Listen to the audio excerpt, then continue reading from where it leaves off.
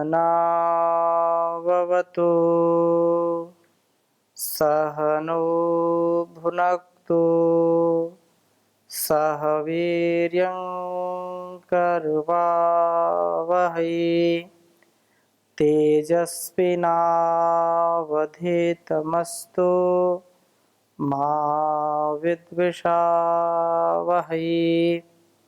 ओम शांति शांति शांति।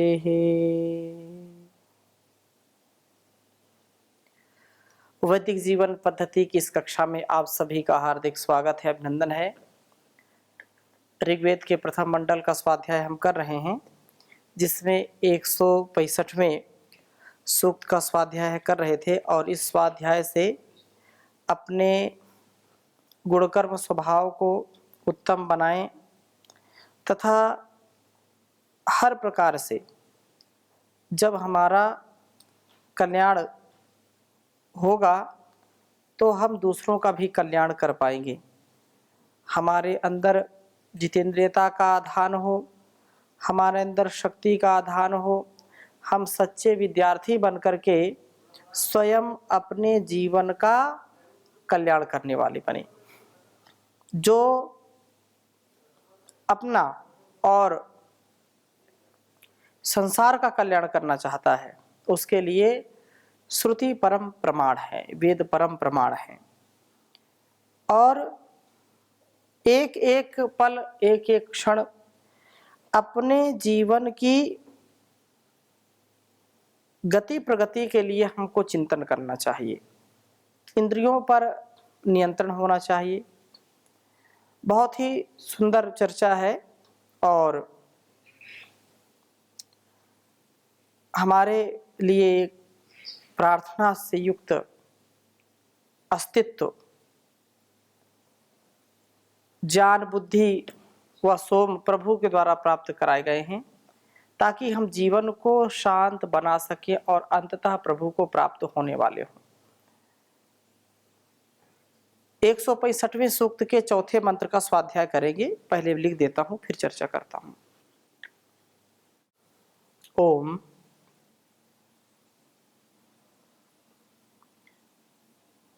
ब्रह्माणि में मतयः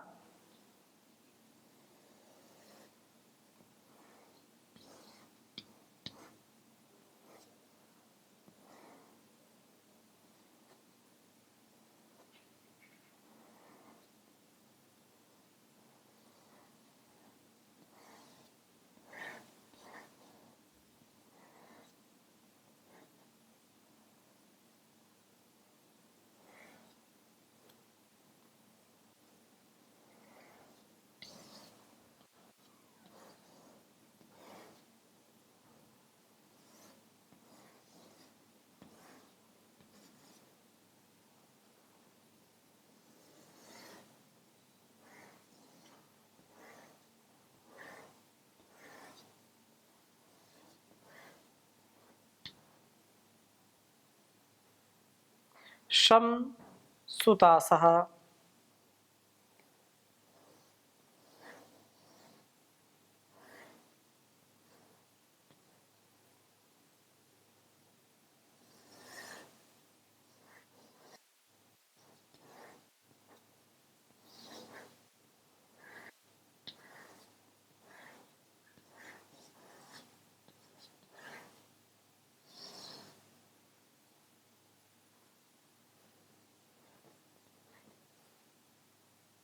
शुष्मयर्ति।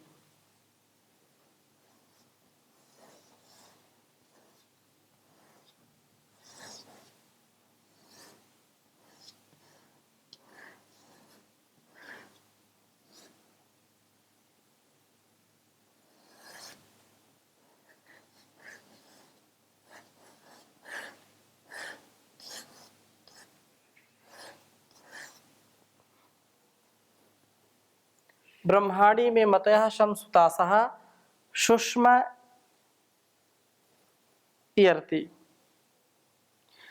प्रभृतो में अद्रिहि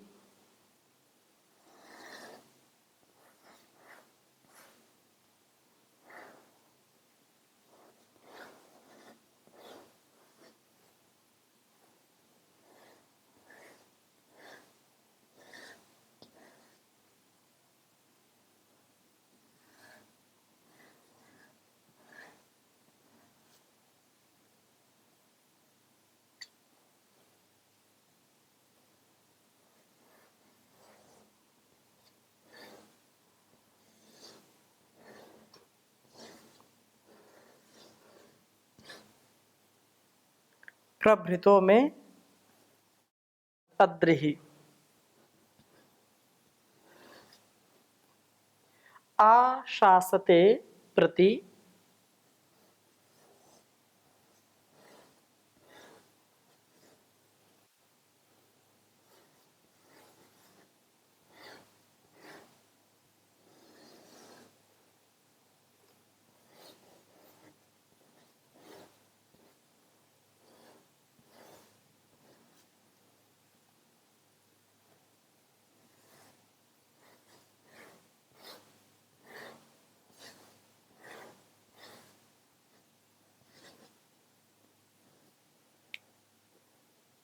आशासते प्रति हर्यन्त्युक्थेमा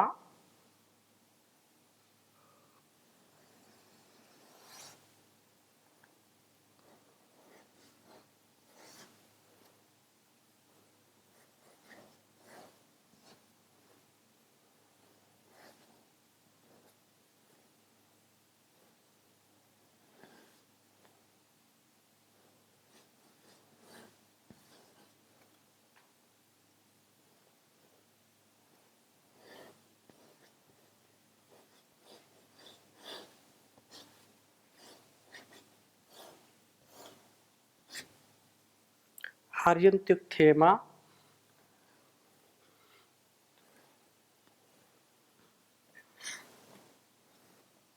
हरि वहस्तस्ता नो अच्छा।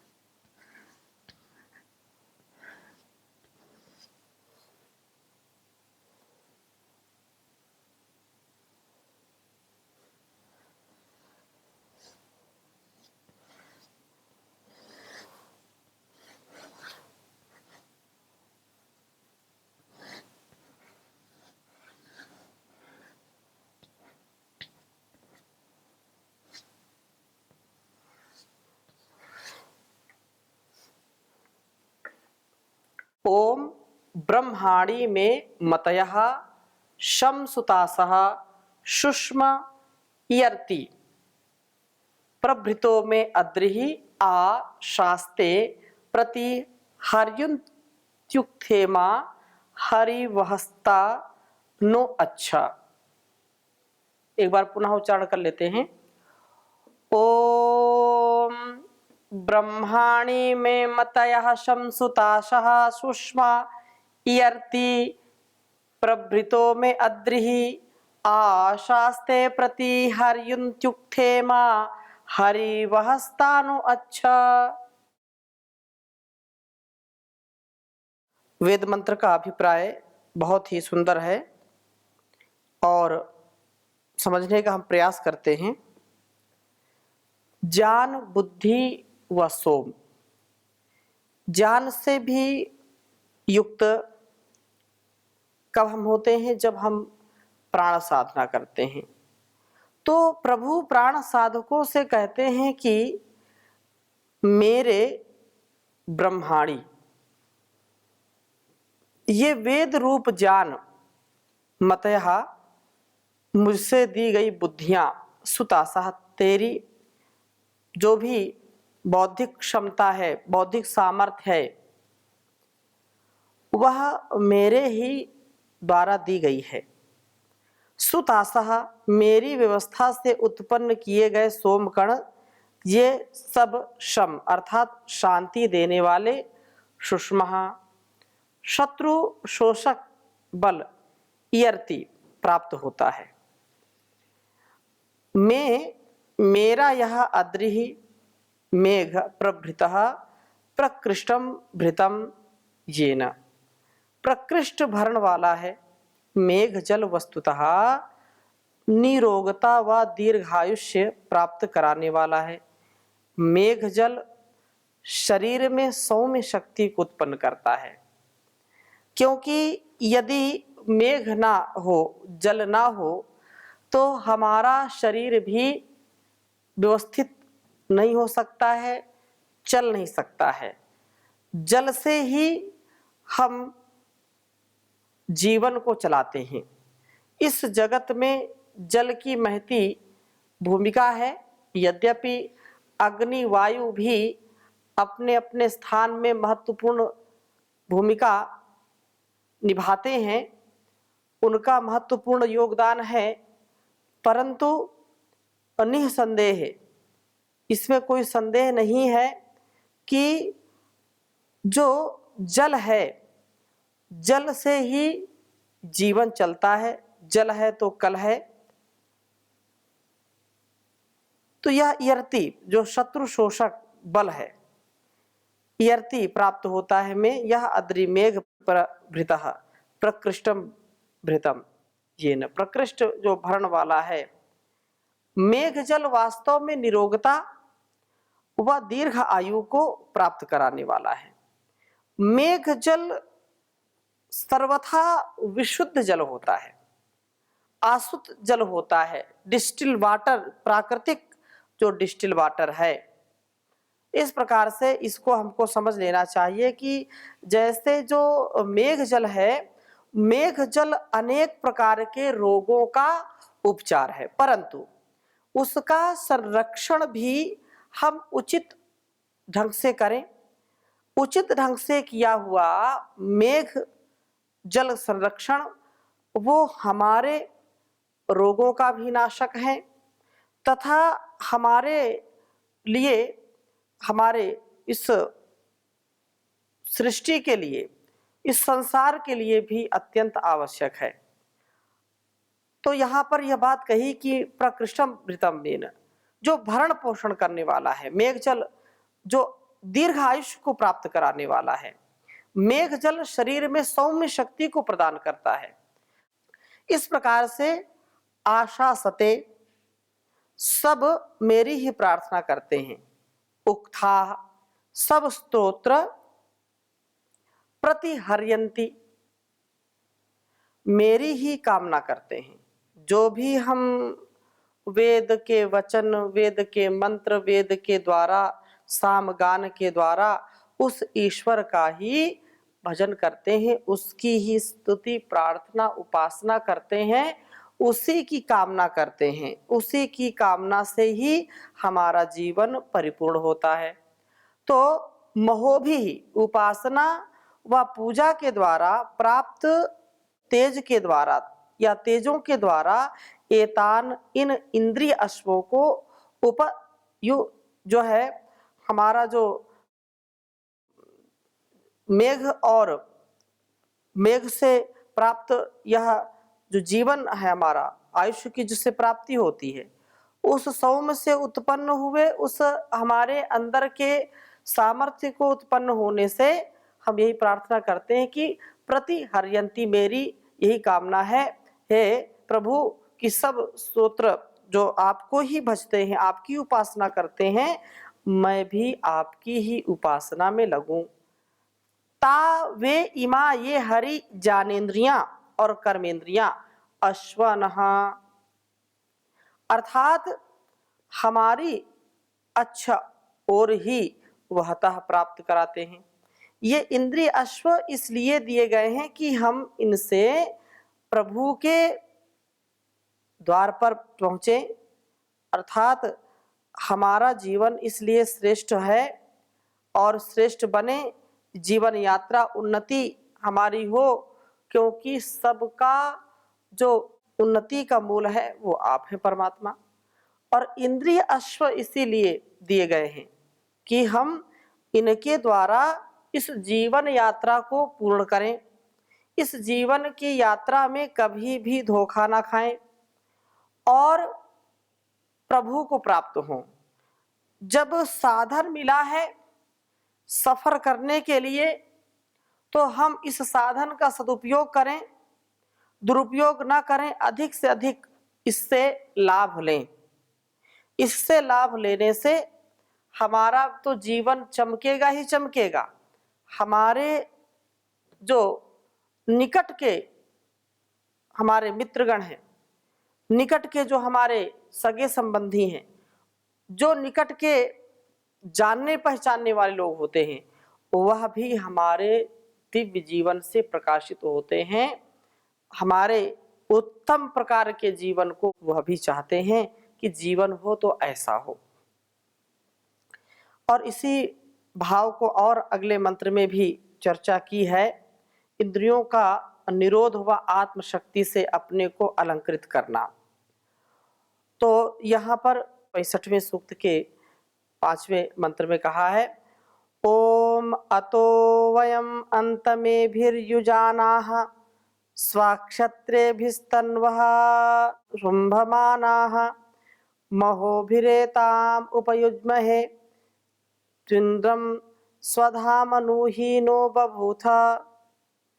ओम अतो वयमन्तमेभिर्युजानाः स्वक्षत्रेभिस्तन्वः शुंभमानाः महोभिरेताम उपयुज्महे निन्द्रं स्वधामनुहीनो बभूथ।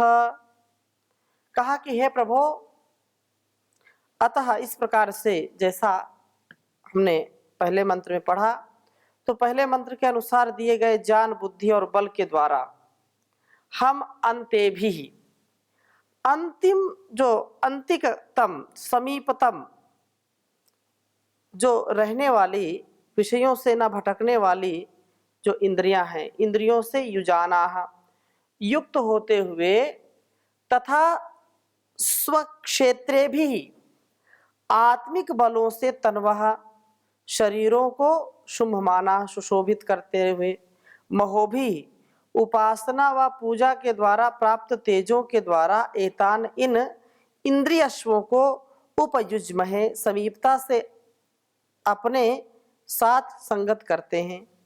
इनको भटकने न दे करके हम अंदर ही धारण करते हैं। और यदि हम उपनिषद के शब्दों में समझने का प्रयास करें तो आवृत्त चक्षु बनते हैं।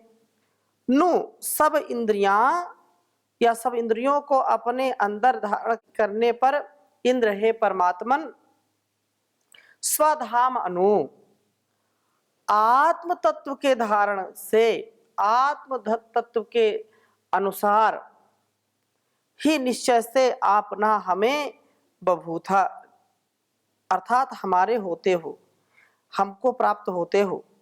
जितना जितना हम आत्मा का धारण करते हैं उतना उतना हम प्रभु के हो जाते हैं। प्राकृतिक भोगों की जो प्रवृत्ति है हमारी, या प्राकृतिक भोगों के लिए हम जो बन जाते हैं कि हमको यही भोग चाहिए, भोगने के लिए इस संसार में आए हुए हैं, तो प्राकृतिक भोग स्वयं उसको ही भोग देते हैं। प्राकृतिक भोगों की ओर जाना प्राकृतिक का ही हो जाना, अर्थात जो भौतिकता में इस चकाचौंध में अपने को लगाता है वह स्वयं ही इसका खिलौना बन जाता है। इस खिलौने से बचने के लिए हमको जो भी वेद का स्वाध्याय है, जितेंद्रियता है, माता पिता गुरु की आज्ञा है, स्वाध्याय है, सत्संग है, इन सब उपायों से अपने आप का परिष्कार करना चाहिए। स्वाधाम अनु आत्म तत्व के धारण के अनुसार ही निश्चय से आपना हमारे बभूथा होते हो। जितना जितना हम आत्मा का धारण करने वाले होंगे उतना उतना उस प्रभु के होते चले जाएंगे। देही में ददामिते, गिव एंड टेक का जो समय है, इसमें हमको पूर्ण सतर्क सावधान होकर के जो कुछ भी उस ईश्वर से हमको मिलता है उसको बांटने का प्रयास करें, लेकिन उससे आसक्ति ना हो। किसी भी स्तर से, धन बल, जन बल, आत्म बल, बुद्धि बल, जितना जिसके पास सामर्थ्य है उसको, क्योंकि स्वयं उसका नहीं है, वो दूसरों को जितना बांटेगा उसका उतना कल्याण होगा। तो निश्चय से जितना जितना हम प्रभु के पास चले जाते हैं, प्रभु की निकटता को जब हम प्राप्त करते हैं, तो समझो कि ईश्वर के ही हो जाते हैं। प्राकृतिक विषय जो भोग हैं, तो इन प्राकृतिक विषय भोगों का जो भोग है व्यक्ति को रोग उत्पन्न करता है, उसमें आसक्ति उसकी हो जाती है। लेकिन जब एक ज्ञान से युक्त, विवेक से युक्त व्यक्ति इस भौतिक संपदा का प्रयोग करता है तो विवेक के साथ करता है, अनुप्रयोग करता है, प्रयोग करता है, तो इसमें किसी को किसी प्रकार से नहीं फंसना चाहिए। उसके लिए हमको वेद का आलंबन लेना चाहिए। वेद में सब प्रकार की जो विद्याएं हैं, उन सब विद्याओं को आत्मसात करने वाले जो लोग होते हैं वो कभी भी धोखा नहीं खाते हैं। उत्तम से उत्तम जीवन व्यतीत करने का प्रयास करते हैं। और कहा है कि प्राकृतिक भोगों की ओर जाना पृथ्वी का हो जाना, अर्थात यहीं का भोगों का ही भोग लेना। भोगान भुक्ता वयमेव भुक्ता तपो न तप्तम वयमेव तप्तः।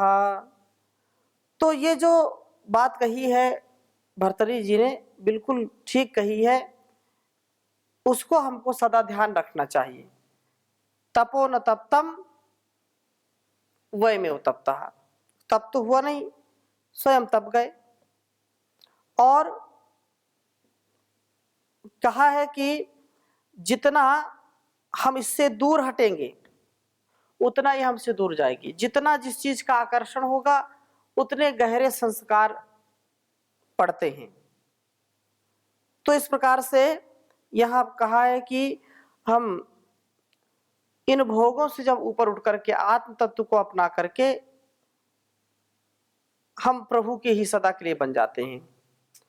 हम इंद्रियों को अंदर ही निरुद्ध करें, आत्म निरीक्षण करें, आत्म शक्तियों से अपने जीवन को सुशोभित करें, क्योंकि आत्म कल्याण सर्वोपरि है।